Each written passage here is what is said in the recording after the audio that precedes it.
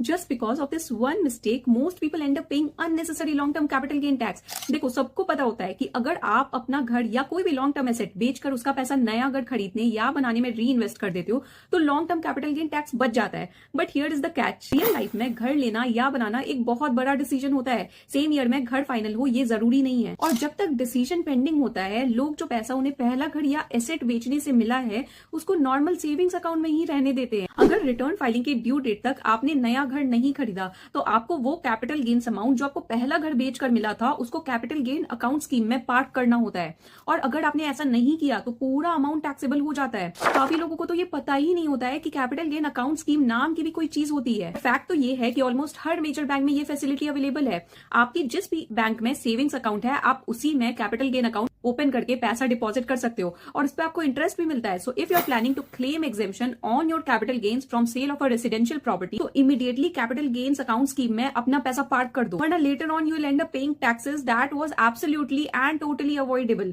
Hope this helps and save this reel, it might save you lakhs someday.